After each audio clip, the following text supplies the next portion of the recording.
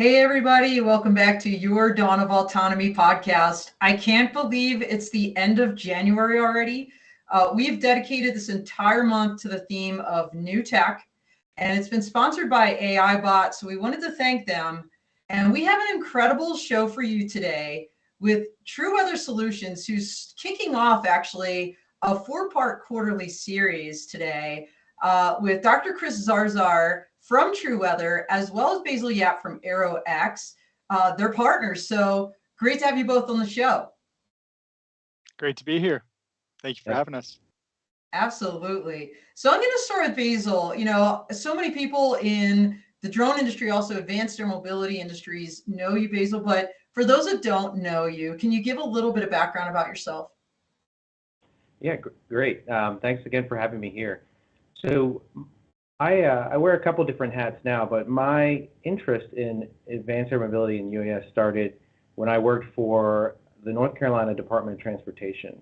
And back in 2013, the state was really looking at how can they capitalize on this growth in UAS or drones, but there are also some concerns around privacy and safety. And so in my role at NCDOT, I was in a group within the Division of Aviation, and we just were called now to the legislature to help them understand if there was any appropriate laws to put in place. And so some laws were passed in 2013 and 14, which really set the stage for my career and trajectory. And the legislature needed a group now within state government to help lead this initiative. And I was really in the right place at the right time and volunteered for that.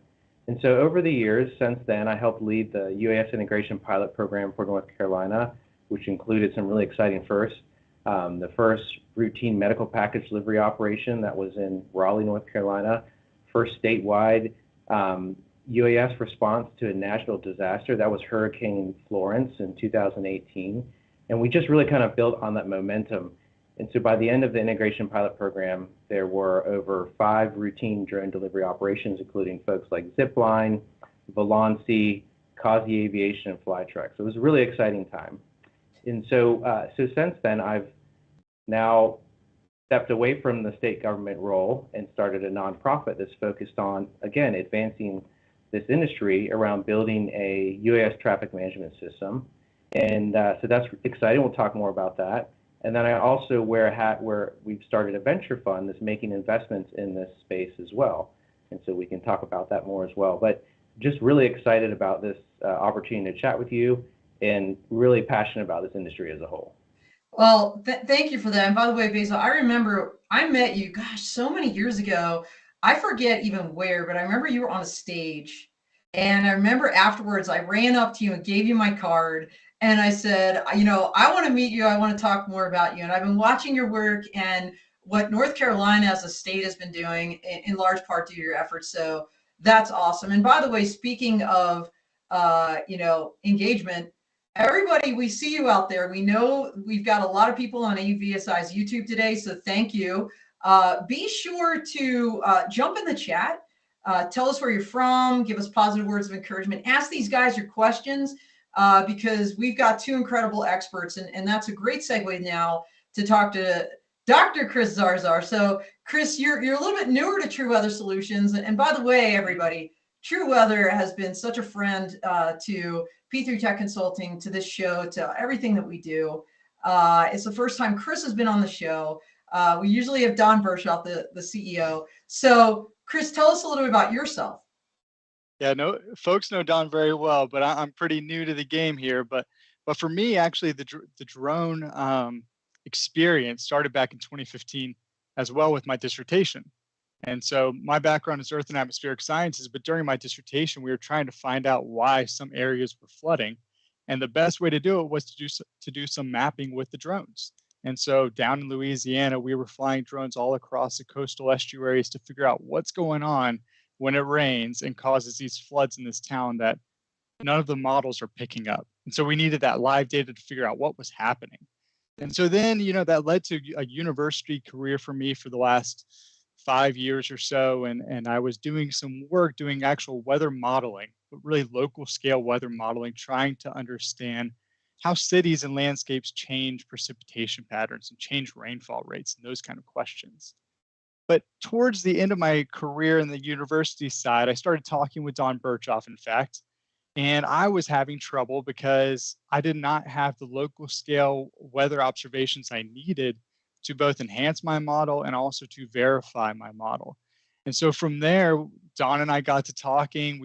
I started learning about this TruWeather mission, and I couldn't step away from it. I had to be part of it because that is the problem we're trying to solve.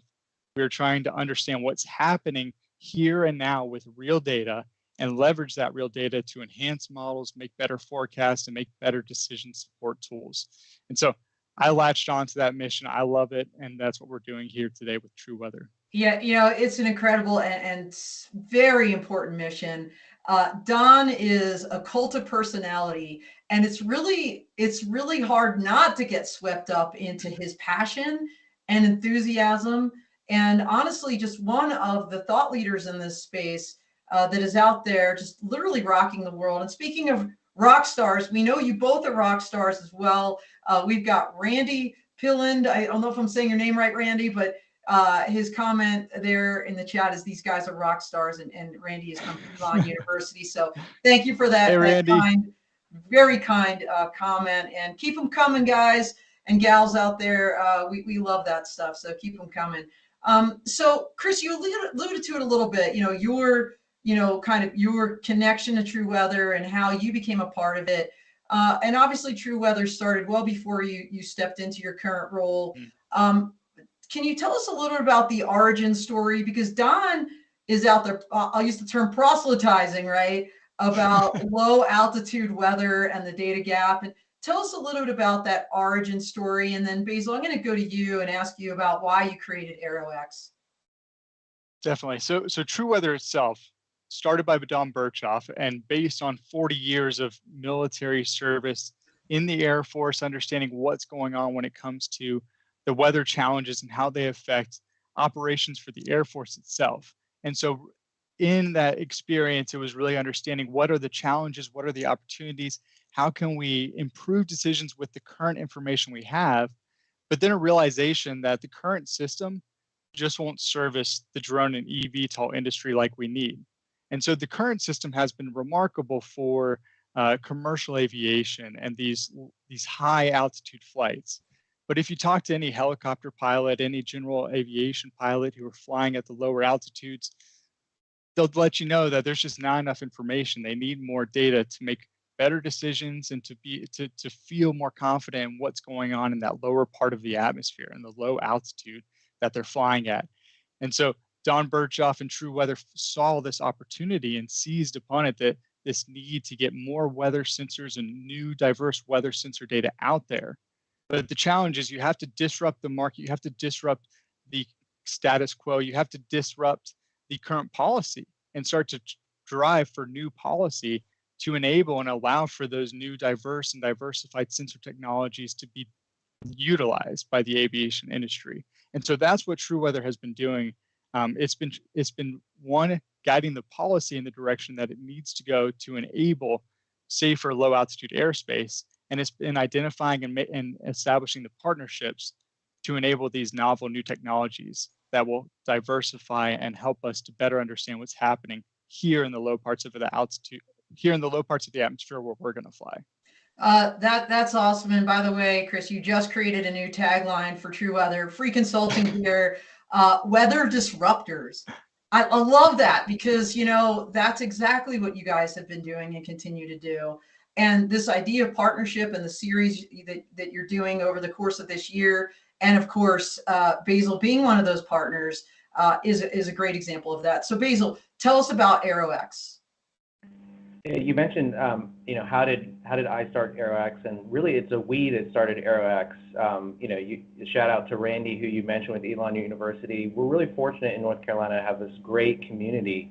Randy hosts an annual drone day at Elon University, which is really exciting, and Chris and I have attended that. We appreciate his support there.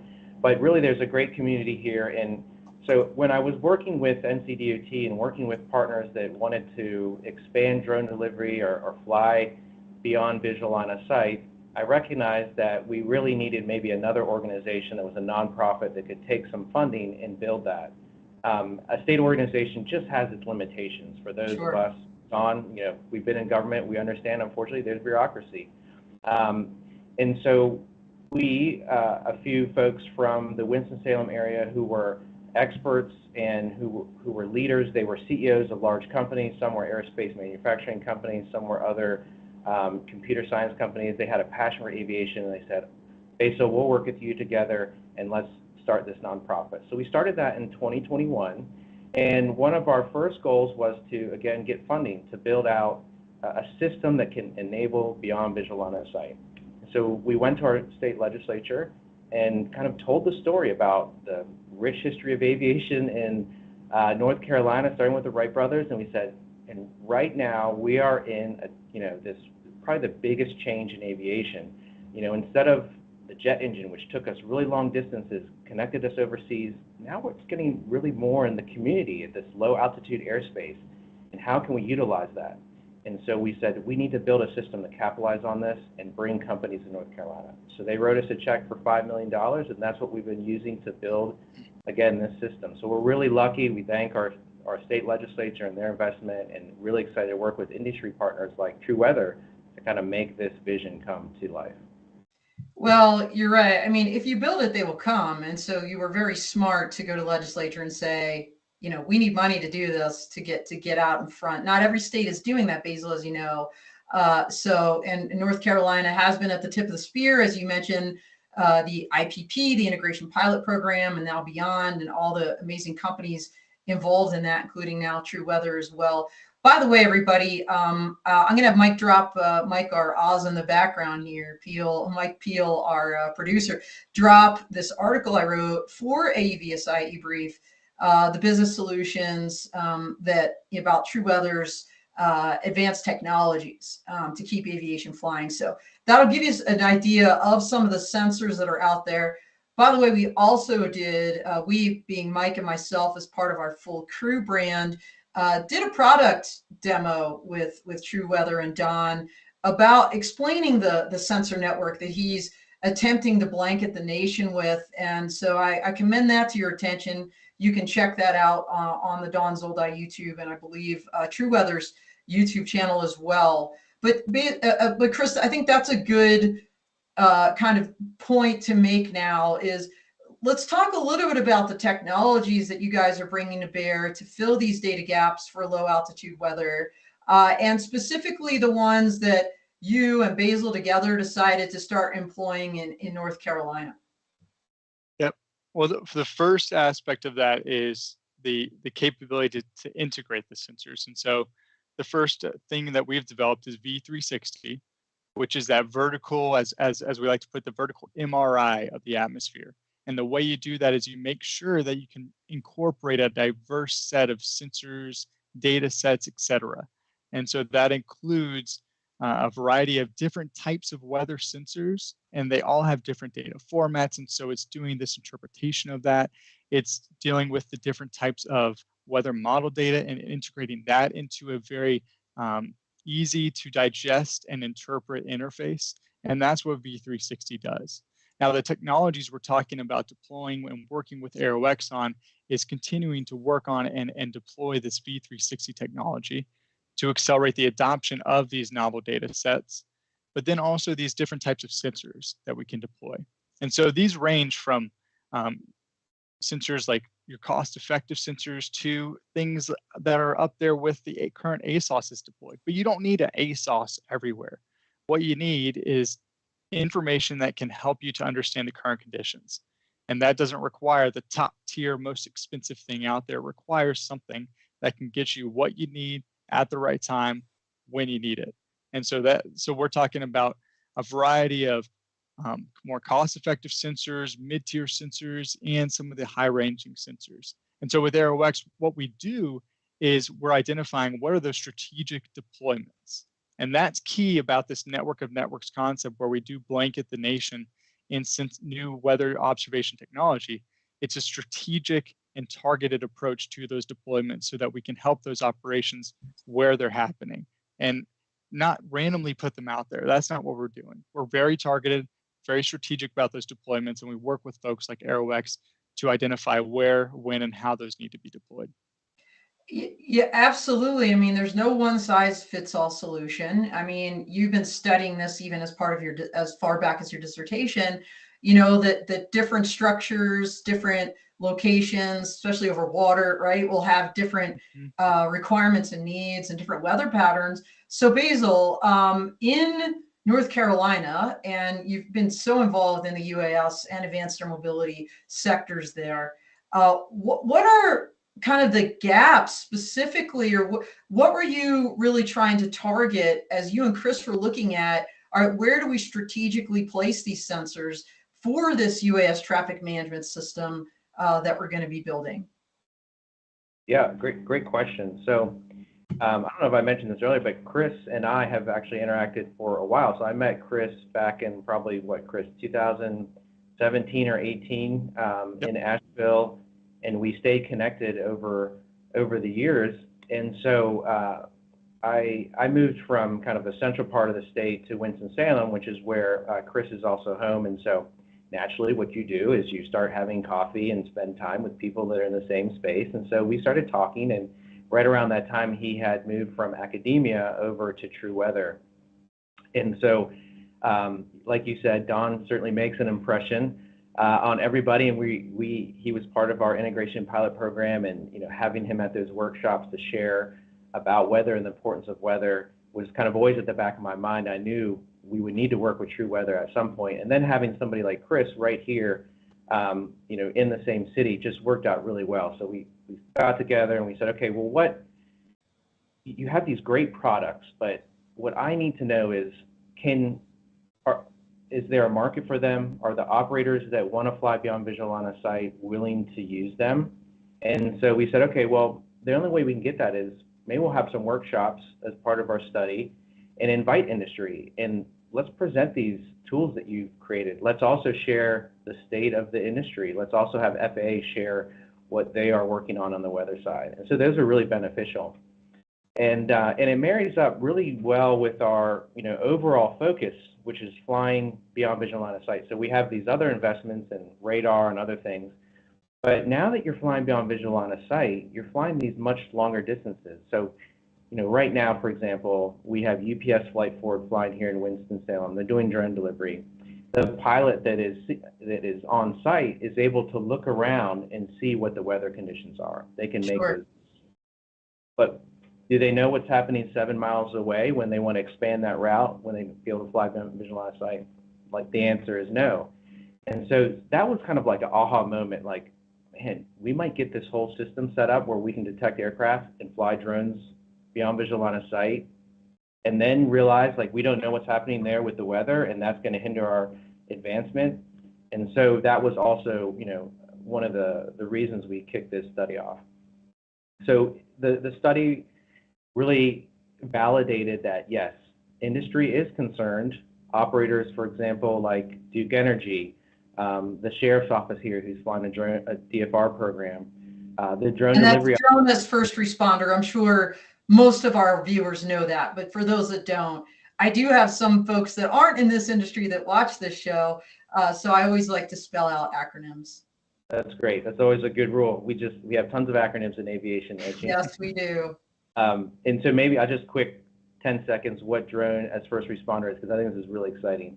So when a 911 call comes in, Forsyth County Sheriff's Office knows where that call is coming from, and they're listening live as that call comes in. And if they hear things that would trigger them to want to send a drone, for example, someone's breaking into my house, someone is following me, you can think of a variety of different reasons, they're going to fly a drone immediately to that site. And that drone often gets there in half the time it takes for a deputy to get there. This is a really, really exciting program that's going to change public safety and law enforcement. For sure. So we're excited about that use case. But again, all of those companies kind of validated, yeah, they're really thinking about weather. And some of the things that they are mentioning, we had not thought about. Who would have thought there were actually concerns about icing in North Carolina? We heard concerns not just about weather, how it was affecting the flight, but for example, Duke Energy couldn't have fog to be able to see, or really kind of where the light was shining for the sun to see the power line. So there's all these things we learned. And so at the end of the day, we learned that yes, there's a market. They understood what TruWeather services they could apply. And then we did a statewide study, looked back 30 years and said, wow, we have a diverse set of conditions from the coast all the way to the mountains. And we can jump into that if we want as well. So Don, I'll throw that back to you. That was probably more than you bargained for, but there's obviously, you can tell I'm really excited about this study. No, it's great, and clearly you can see your passion for this as well. What I want to do is, we have a really cool video. I want to roll this now. It talks a little bit about this study and some of the things you were working on together. And I think it'll be a great, number one, visual, but number two, springboard to dive much deeper into this. So let's go ahead and roll that.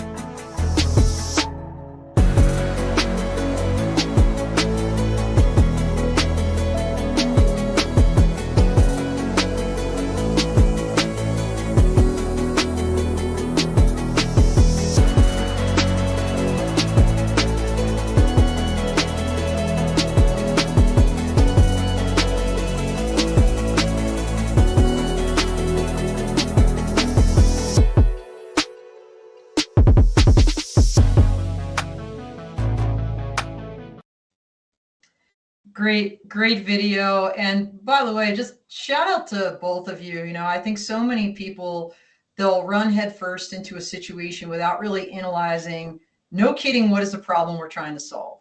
And the fact that you looked around and said, you know what, let's do a study first. And I'm sure that had a little bit to do with your academic background, Chris, to determine, what, no kidding, are the needs. What are the gaps in this area that we need to solve? I think really brilliant approach. And so let's talk about, Chris, I'm going to hit you up first. Some of these sensors we saw in that video, some of them look ground-based. Can you just kind of quickly roll us through some of the ones you employed for this study? Sure. So some of them are ground-based, and they collect information about what is right there where they're located. Some of them are also ground-based, but they have remote sensing technology, which means they can, from a distance away, they can tell what's happening using things like radar, using things like LiDAR, where LiDAR actually sends out a little laser pulse, and then it goes up and sees what kind of dust is scattering laser pulses that it sends back to it. And so with things like that, we can understand what the winds are doing, where the clouds are, and at what height are the winds moving faster, so we can pull out things like wind shear and wind turbulence. And so we use a variety of these sensors where most of them are ground-based.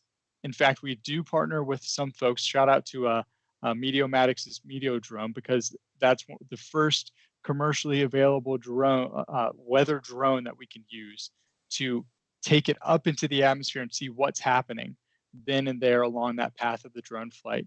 And so we even employ something like that when we need to understand even more what's going on in that lower part of the atmosphere. But a lot of the times we use these ground-based sensors to know what's happening right at that point, and then these ground-based but remotely sensing sensors to understand what's happening above us, overhead, and around us. All right, excellent. Let's see. Okay, we're getting some more comments here. Very nice. Jamie Dyer saying Chris is definitely a problem solver. Nice to see so much expertise at work from everyone to solve such complex and important challenges.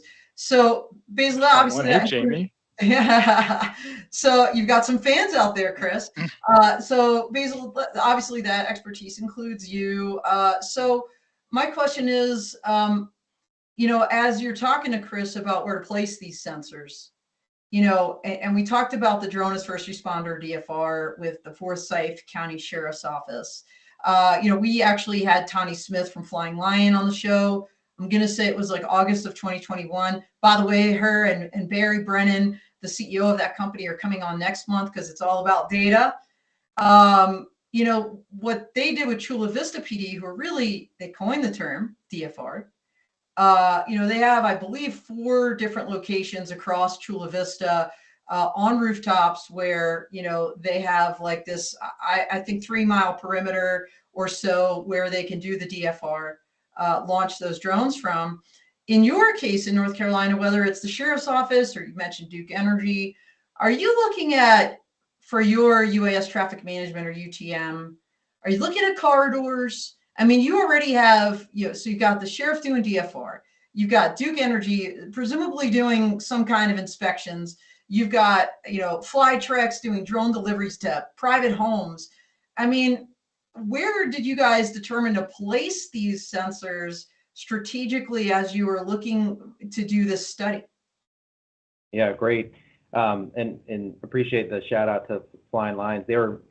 We actually, part of setting up that DFR program, we went out to Chula Vista, and it was gracious for them to host us and show us that entire program. So that was really beneficial. And one of the comments while we're out there, you know, we asked them, well, how often do you have, you know, weather days and you get weathered out? Well, it's southern San Diego, right? It's like, you know, they're like, well, it's always 95% of the year, it's between 60 and 80 degrees. And, yeah, you wouldn't think they'd have icing problems in California, right? And sunny. So, and so the comment someone actually made at that time, one of the drone team from North Carolina said, well, we don't have the same, like we're gonna have to think about weather. And so that obviously came to fruition because now we're talking about it and it's an important part of the operation. So you talked about, you know, sensor placement. One of the aha moments for me during this whole process was thinking about the existing sensor placement. So, you know, the AWOS, the automated weather observation system that tells pilots what the weather conditions are at the surface, are located at airports. That makes sense. Take off and land from airports, you're going to want to know where they are or what's happening right there. But you get maybe 3 miles, 5 miles, 7 miles now away from that airport, from where that weather sensor is, and it's not going to tell you, it's not going to be as accurate. And so that's why we need to deploy more sensors elsewhere. And so the study showed actually kind of almost within 5 to 7 miles, just on the other side of the city of Winston-Salem, there was different weather patterns that we saw when we looked at, you know, 30 to 15 years of data. You know, you probably hear people say when you live in an area, oh, we have, you know, here's some weather phenomena. Like, for example, it rains on one side of the city more than it does on the other. And you probably laugh and think, okay, yeah, I'm sure that's true. We actually have data that now shows, wow, that's true. These people were right. Grandmothers were saying, grandparents, yes, this actually is happening. And so that, again, is important because we can't now rely on the weather sensor at the airport. Now, the weather sensor at the airport is really expensive. And so what Chris and I mean, we're talking hundreds of thousands of dollars, if I recall. You know, I know working with TruWeather, I wrote an article about this, but continue on, yes. Yeah, it's a great point. It's very expensive. So, for example, the sheriff's office, if they need a weather sensor, they just can't go buy $100,000, right? $200,000 cost and set it up. So what TruWeather is proposing, and they've worked with the ASTM standards to come out with other weather sensors that they can deploy. Maybe they're not $200,000, but they can maybe provide critical information for certain things like temperature, winds, humidity, maybe not visibility. Maybe that'll cost a little bit more money. And so we started looking at this area of operation. And to your point, you were spot on when you said you have multiple operators here. So obviously we want to ensure the sensors that we first place are in these areas where the operators are flying. And so that was kind of how we looked at this space. All right, how close is it to the airport? Where are operators flying? What are their needs? What are the restrictions to their aircraft? And let's start putting sensors up there to help support them.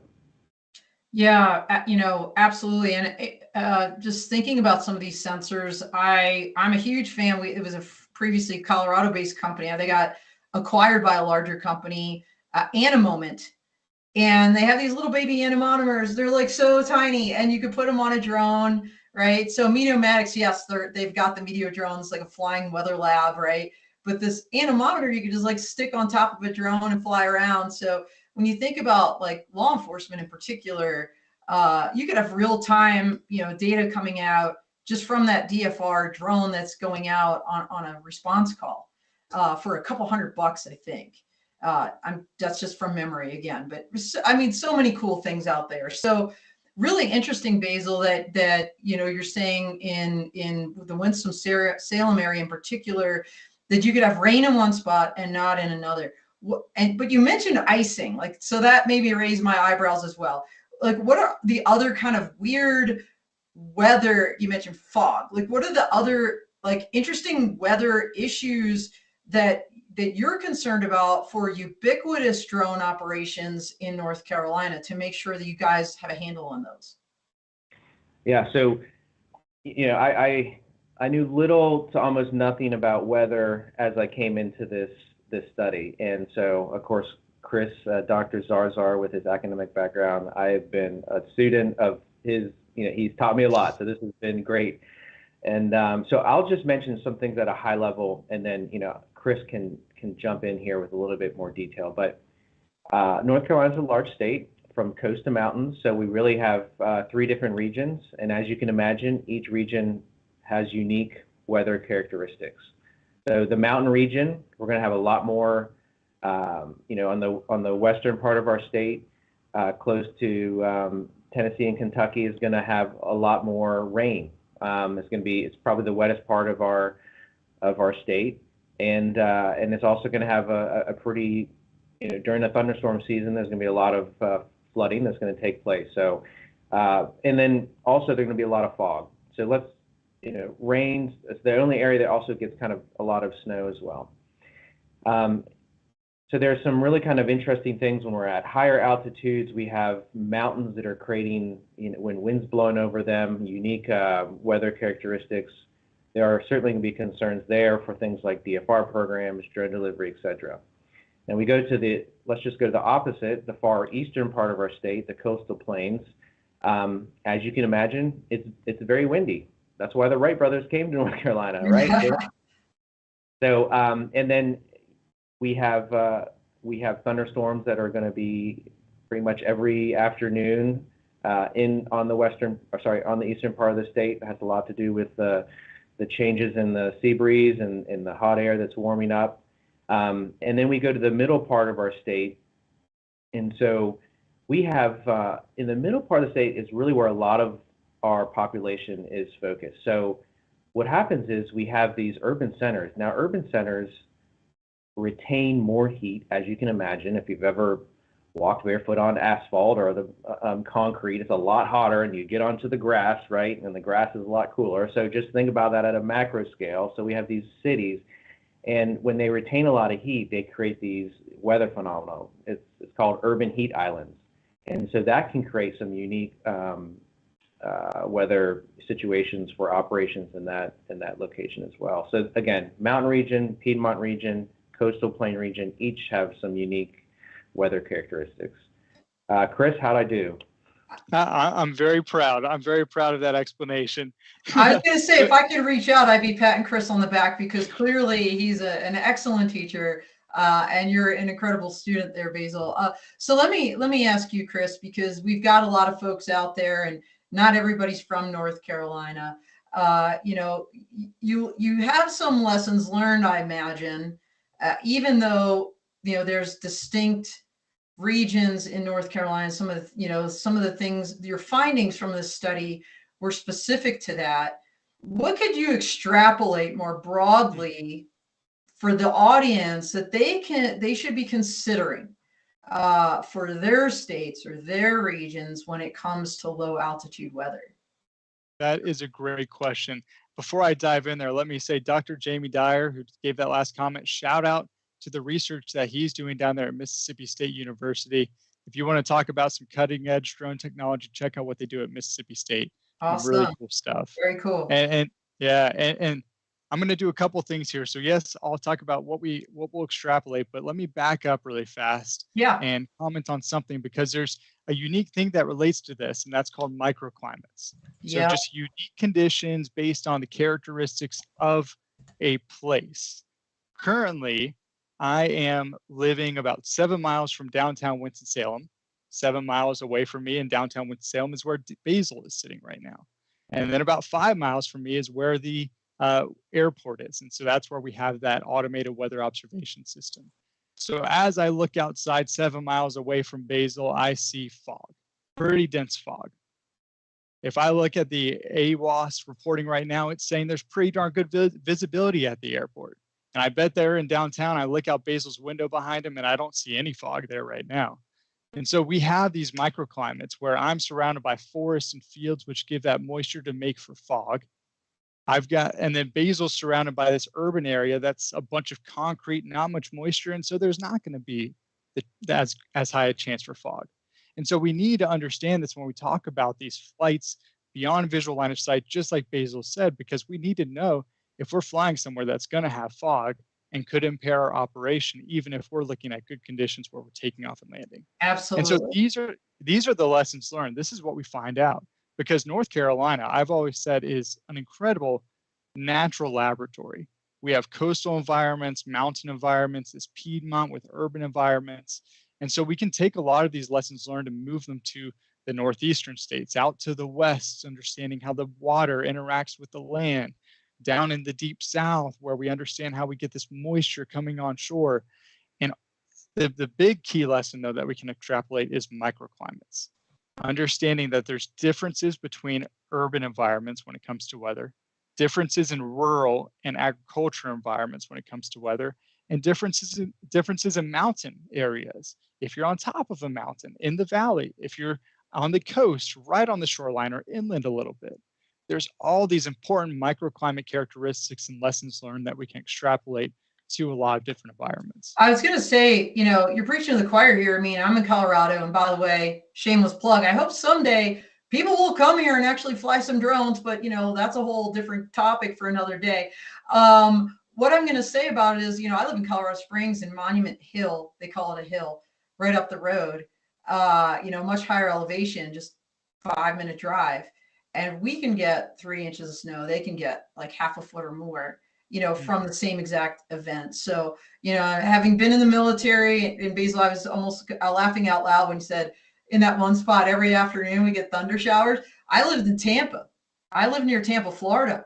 And it was like, you better get everything done in any given day, especially in the summer before 2:00, because those thunder showers are rolling in. And I've got a bunch of lacrosse players in my house. You don't want them running around with basically lightning rods on the field. So I feel it, and weather impacts so many things. By the way, Robert Moorhead is out there saying, thanks for the shout out, Chris.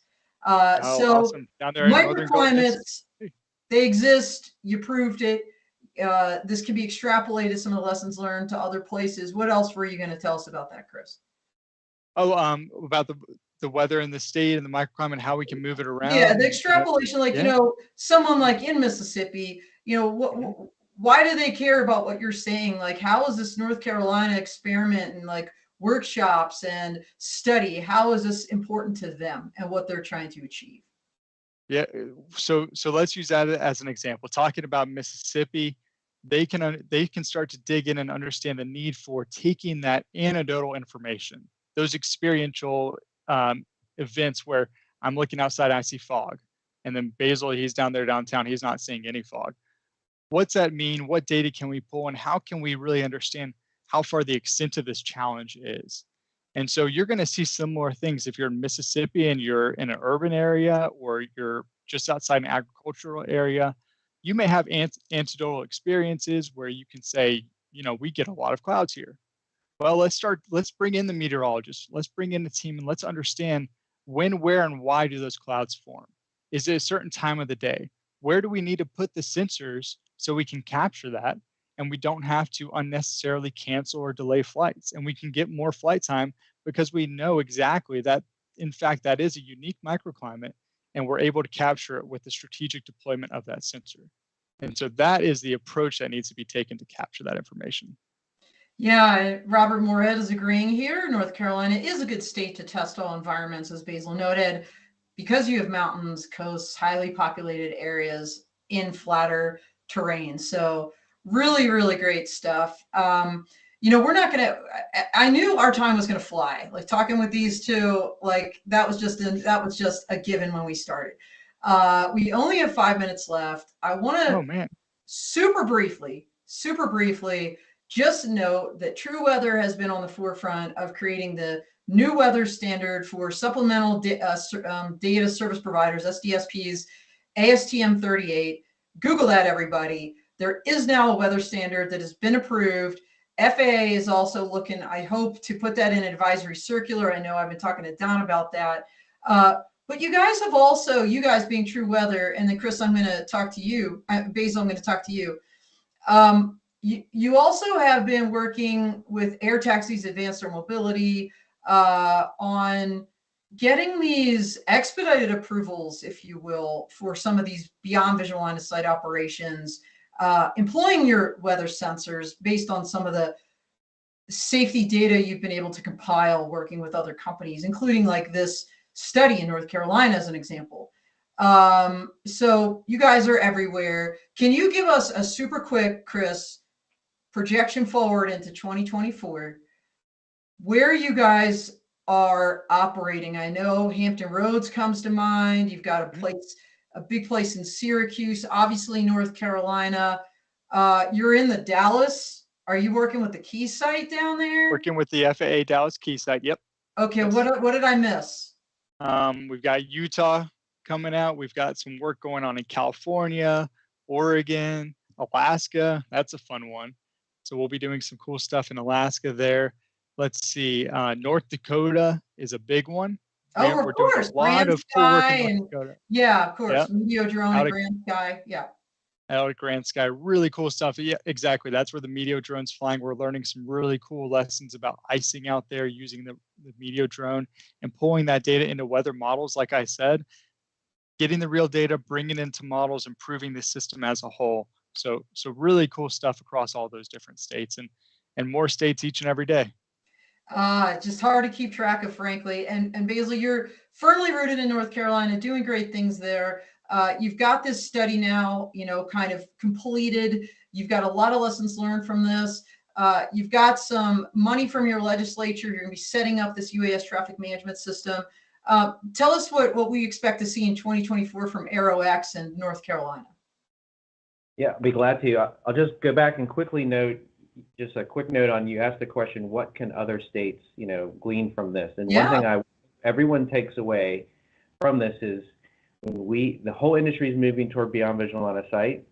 And when we go beyond visual line of sight, it's not just understanding where other aircraft are flying.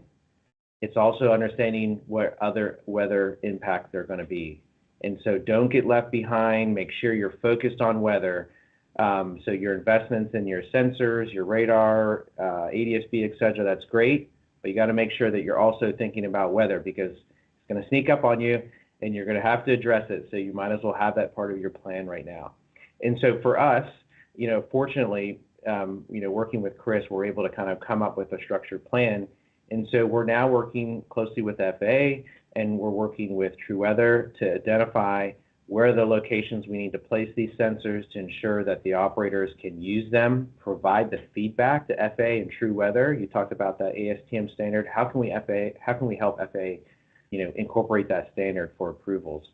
And so in 2024, you should see us turn on the UTM system, the UAS traffic management system, get those radars picking up aircraft, and then start turning on weather sensors as well at the same time. So we're really excited. It's going to be a big year.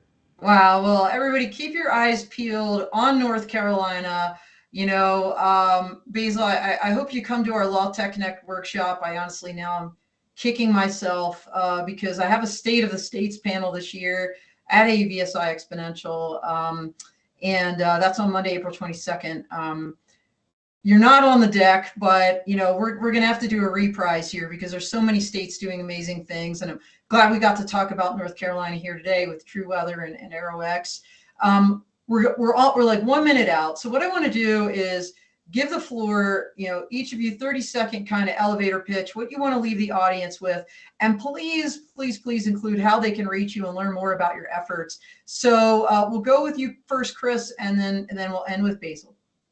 Okay. Don't let weather be the Achilles heel. Basil said it the best. We're going for BV loss. We know we want that beyond visual line of sight. And to be able to unlock the full potential of beyond visual line of sight operations, we can't let weather be the Achilles heel. And that means real-time data that's strategically deployed, and we know when and where and how to deploy those so we can get the targeted answers for detect and avoid of the weather in addition to detect and avoid of other aircraft. And how can they reach you or find more information about TruWeather? You can reach me on LinkedIn. I'm one of the only Chris Zarzars, I think, on LinkedIn, or my email is chriszarzar@trueweathersolutions.com. Yes, the Z last name always at the end of the line. I didn't get that till I got married. My maiden name is not Zoldai, but all right. So Basil, go ahead. The floor is yours. Yeah, I'm Y, so I'm just before Z. So in school I was always called last, always at the end of the line. Chris and I know that all too well. The takeaway I think for the audience is, we talked a lot about North Carolina, but lots of great states doing things, and we have to have them, and we want to talk to each other, share our lessons learned. So reach out to organizations in your state. You talked about AVSI chapters. Talk about these things. Talk about flying beyond visual line of sight. Talk about weather. What are those hurdles? And really kind of find your community if you're not in North Carolina. But we're also happy to have you as well. So reach out to me. I'm probably the only Basil Yap on LinkedIn, I think. So another unique name there. Or BYAP, that's Bravo Yankee Alpha Papa at NC AeroX, November Charlie, Alpha Echo, Romeo Oscar X-ray.com. So. Very nice military letters there. Very impressive, because I spent 25 years in the Air Force and I oftentimes forget what those are. So good for you. All right, everybody, we are a little bit over, but man, what a great show. Thank you both so much. We have just ended a great month dedicated to new tech. You heard about the tech they're employing in North Carolina to solve this low altitude weather, data desert, as Don calls it. So great to have you both on the show. Everybody, we are out here.